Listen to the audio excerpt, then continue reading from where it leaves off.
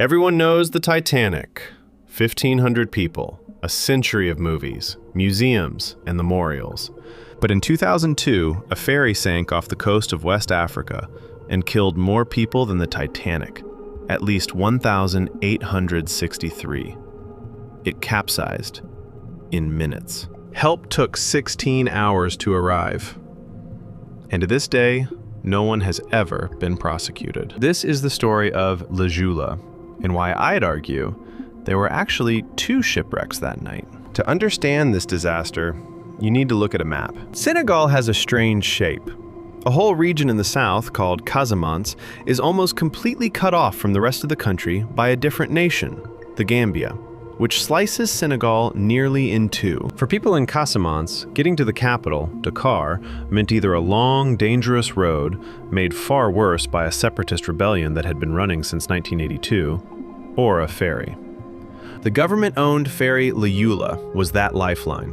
It carried farmers taking produce to market, traders, tourists, and students. According to research published in Focus on Geography, more than 450 university students were on board that September, heading to Dakar for an education they couldn't get at home. Hold that number, it matters later.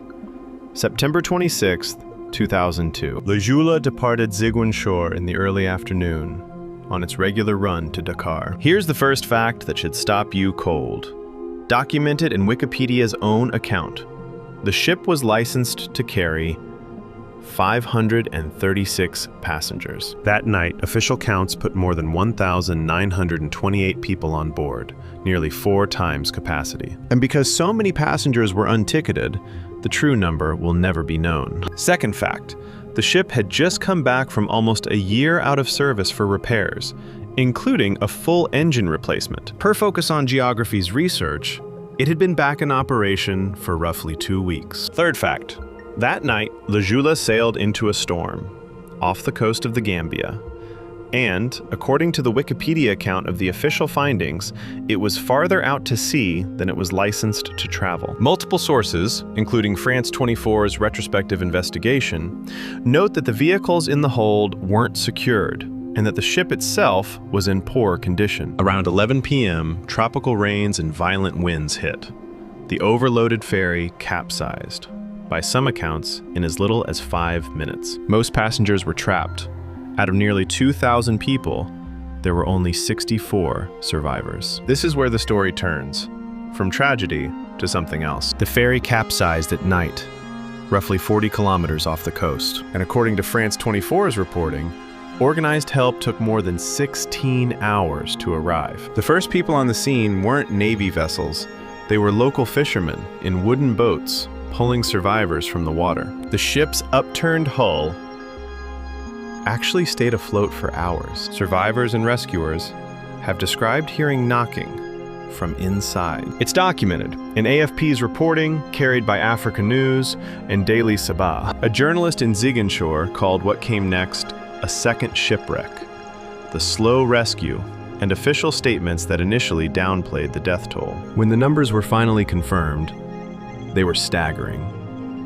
At least 1,863 dead, more than the Titanic. At least 444 of them, children. One secondary school in Ziguinchor lost 150 pupils.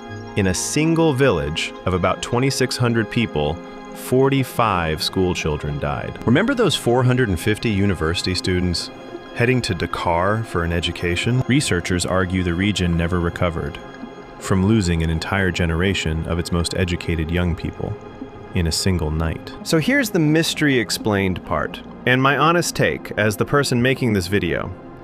The mystery of Le Joula was never really what happened. Investigations pointed to a combination of causes: severe overloading, poor maintenance, unsecured cargo, a possible navigation error, and the storm. France 24 summarized it plainly. The ship was overloaded to 4 times capacity and in bad condition. The real mystery is what happened after, and the answer is almost nothing. Per the AFP reporting and Wikipedia's documented timeline, the Senegalese government paid families compensation, about $22,000 US, per victim. The Prime Minister and much of her cabinet were dismissed. Some military officials were transferred to other posts. And then, in 2003, barely a year later, Senegal closed the case. The official investigation placed blame primarily on the ship's captain, who had died in the sinking. A man who could never respond, never testify, and never stand trial. No one, not one official responsible for allowing a 536 capacity ferry to sail with nearly 2,000 people aboard, not one person responsible for its maintenance or oversight has ever been prosecuted. A French probe, opened because 18 French citizens died, also never produced a prosecution. Families have spent 2 decades asking for 2 things: raise the wreck, which still lies at a depth of just 20 meters and is believed to still hold bodies, and hold someone accountable. The wreck has never been raised. A memorial museum in Ziegenshore was finally inaugurated in January 2024, more than 21 years after the sinking. The Titanic got a century of remembrance. The Eula, a deadlier disaster, got a closed case file, a blamed dead captain, and a memorial that took over 2 decades to build. That's the second shipwreck. The first one took 1,863 lives in minutes. The second one has been sinking slowly for 24 years.